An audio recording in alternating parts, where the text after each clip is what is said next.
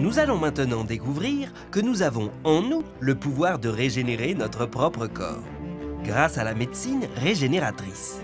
Le principe est simple, utiliser les ressources de notre corps pour le réparer. Ces ressources, ce sont les cellules souches, et nous les avons tous en nous. Ces cellules sont capables de remplacer les cellules malades de n'importe quel organe du corps humain. Leur utilisation pourrait donc être un formidable espoir pour des millions de personnes atteintes par exemple de la maladie de Parkinson, de défaillance cardiaque ou encore de cancer. Certains médecins utilisent déjà ces cellules pour réparer des organes défaillants. D'autres, comme Anthony Atala, un des pionniers de cette nouvelle médecine, sont capables de régénérer entièrement des organes ou des parties du corps. Alors les médicaments de demain seraient-ils tout simplement en nous ? Les scientifiques ont cherché à comprendre pourquoi certaines espèces comme les salamandres avaient la capacité de se régénérer. Elles ont tout simplement en elles un stock impressionnant de cellules souches qui, contrairement aux nôtres inaccessibles et peu nombreuses, circulent en permanence dans leur corps et sont capables de le régénérer. Mais qu'est-ce que les cellules souches exactement ? Les cellules souches sont les toutes premières cellules qui apparaissent après la fécondation. À ce stade, on les appelle des cellules souches embryonnaires, c'est-à-dire qu'elles vont devenir un embryon. Elles sont capables de se transformer en n'importe laquelle des 400 cellules que compte le corps humain, en cellules de peau, de cœur ou d'os. À l'âge adulte, nous conservons encore quelques cellules souches, en faible quantité, dans la moelle osseuse, mais aussi dans le sang, les muscles ou bien les tissus adipeux. Elles sont aussi capables de se transformer, mais seulement en quelques dizaines de cellules. Découvertes il y a 60 ans, ces cellules souches adultes étaient jusqu'alors très difficiles à exploiter. Mais les cellules souches embryonnaires, même si elles sont plus efficaces, posent un problème éthique majeur, puisqu'il faut les recueillir au tout début de la formation d'un embryon humain. Leur utilisation est donc extrêmement contrôlée. Les cellules souches adultes sont donc une vraie alternative. Les techniques se sont améliorées et il est aujourd'hui possible de les utiliser pour réparer nos organes défaillants. Nous sommes au CHU de Toulouse, dans le service du professeur Roncalli, un chirurgien cardiaque renommé. Ce matin, il vient contrôler le cœur de l'un de ses patients. Professeur Roncalli, bonjour. Bonjour. Comment allez-vous? Ça va très bien. Très bien. Allez, Oui. Abdallah Abdoul Maghed souffre d'une insuffisance cardiaque depuis 15 ans. Il attendait depuis 2 ans une greffe du cœur qui ne venait pas. Le professeur lui a alors proposé de réparer son cœur grâce aux cellules souches dans le cadre d'un essai clinique. Ce que nous avons initié, c'est d'essayer d'améliorer sa fonction cardiaque avec des cellules de son corps lui-même, ce qu'on appelle une transplantation autologue. Et pour cela, on a réalisé une ponction au niveau de la moelle osseuse. On récupère des cellules qu'on appelle les cellules souches. Ces cellules ont la capacité de recréer des vaisseaux et d'interagir avec les cellules de son cœur malade. Le traitement à base de cellules souches, c'était sa dernière chance. Sans ce traitement, étant donné l'état de son cœur, ce père de famille de 57 ans ne serait pas là aujourd'hui. J'ai fait mon premier infarctus en 99. C'était un matin à 8 h du matin. Et j'étais dans mon potager et je suis tombé. J'avais 41 ans et on m'a posé 2 stents pour refaire circuler le sang. Ça ne m'a pas empêché d'avoir 2 autres infarctus par la suite quand même. Et alors je suis arrivé à un moment donné où le cœur, il n'en pouvait plus. Mais comment des cellules de moelle osseuse peuvent-elles réparer un cœur défaillant? La moelle osseuse contient une petite quantité de cellules souches que le médecin vient ponctionner. Ensuite, ces cellules sont placées dans un milieu nutritif qui leur permet de se multiplier. Quand elles sont assez nombreuses, elles sont réinjectées dans le cœur du patient en passant par son artère fémorale. Un échange entre les cellules du cœur et les cellules souches démarre alors. De petites molécules signalent aux cellules souches où elles se trouvent. Elles comprennent alors qu'elles doivent se transformer en cellules de muscles cardiaques et entament leur mutation. Voilà, C'est ce qui s'est passé pour Abdallah, opéré en 2011. Depuis, les zones de son cœur qui ne se contractaient plus battent à nouveau normalement. Pour lui, c'est une nouvelle vie. Et un rendez-vous à la salle Je marchais sur 500 mètres, il fallait le faire en 2 fois. Maintenant, je fais des kilomètres et des kilomètres. Je vis une nouvelle vie. Voilà, c'est comme quelqu'un qui est quasiment décédé et qui est revenu à la vie. D'ici 2020, ce traitement sera accessible à tous, car la législation vient de donner à la cellule un nouveau statut, celui de médicament.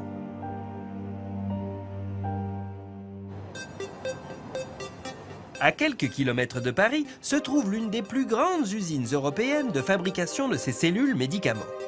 Les cellules souches de chaque patient sont transformées ici en un médicament unique. Pierre-Noël Lirsac, le PDG de la société, n'a qu'un objectif, faire de la médecine personnalisée pour le plus grand nombre. C'est un médicament qui est fait à partir des cellules d'un patient, pour le même patient, greffé au même patient. Faire industriel, c'est avoir un procédé qui permet de produire en grand nombre, en parallèle, ce médicament, de la même manière, quel que soit le patient. C'est dans cette pièce totalement hermétique que l'on fabrique ces médicaments du futur. Pour cela, il faut extraire la bonne cellule pour l'amplifier. Une étape très délicate, car très peu de cellules souches sont recueillies pour chaque patient. Grâce à ce liquide rouge très nutritif, elles vont se démultiplier en des millions d'autres. Au bout de 3 semaines de nutrition et d'incubation, le médicament est prêt à être injecté. Quand tous les essais seront validés, ce laboratoire pharmaceutique pourra chaque année fournir 5000 lots de médicaments sur mesure pour traiter l'insuffisance cardiaque ou même des cancers comme le mélanome ou la leucémie. Si ces traitements ont prouvé leur efficacité, la seule problématique reste économique. Car une seule injection peut valoir plusieurs milliers d'euros. Si aujourd'hui nous sommes capables de réparer un cœur, demain nous pourrions peut-être le recréer entièrement. Dans ce domaine, la recherche avance à grands pas. De l'autre côté de l'Atlantique, la recherche avance même à pas de géant. À quelques kilomètres de Pittsburgh se trouve le Wake Forest Institute, le temple de la médecine régénératrice. Anthony Atala, l'un des pionniers de la régénération d'organes, veut aller encore plus loin. Dans ce laboratoire, avec son équipe de chercheurs, il a déjà recréé une trentaine d'organes et de tissus. Offrir de l'espoir aux malades est un rêve d'enfant qui se réalise. Mais ce médecin urologue a très vite été confronté aux limites de la médecine en matière de greffe. L'un des plus grands défis que l'on rencontre en médecine, c'est le manque de tissus et d'organes pour réparer ou remplacer. Nous utilisons habituellement un organe transplanté provenant d'un patient décédé, ou bien nous utilisons une prothèse en métal ou en plastique. Il n'y a pas photo quant à la meilleure solution pour le patient. C'est bien d'utiliser leurs propres tissus ou cellules pour les soigner. Anthony Atala s'est donc lancé il y a plus de 10 ans dans la médecine régénératrice. Au lieu de réparer les organes, son but était de les recréer de toutes pièces, mais avec les cellules de chaque patient. Il choisit alors d'utiliser des matrices biodégradables reproduisant la forme exacte de l'organe à remplacer pour guider les cellules. Une fois implantées dans le corps, les cellules souches remplacent le support qui se désagrège. Ces échafaudages, Anthony Atala en a fabriqué toute une collection.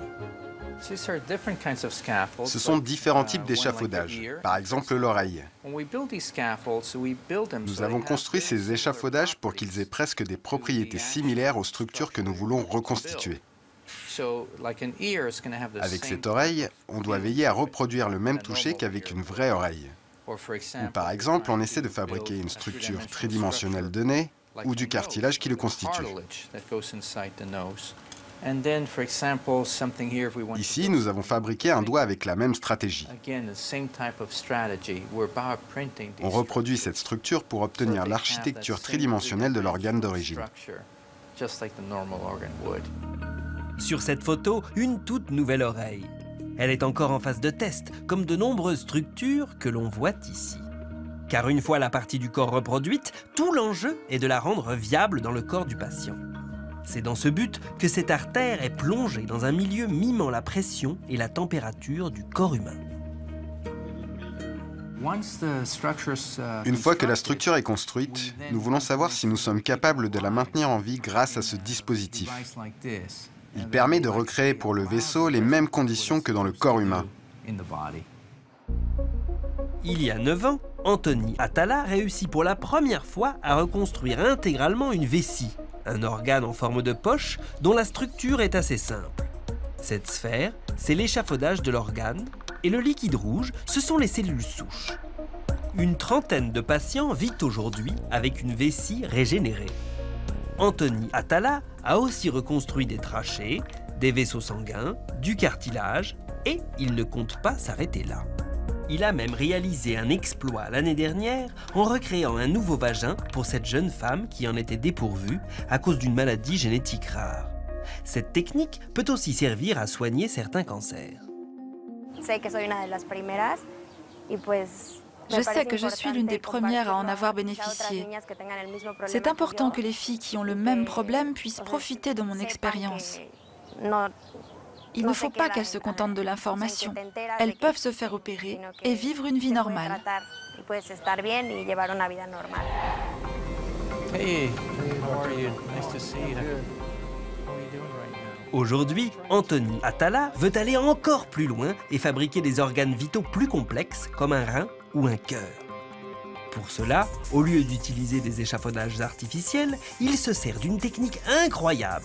Récupérer les matrices d'organes de patients décédés et ne pouvant pas être greffés pour être au plus près de l'architecture de l'organe à reproduire. Le concept serait de se servir de reins de donneurs humains qui n'ont pas été exploités.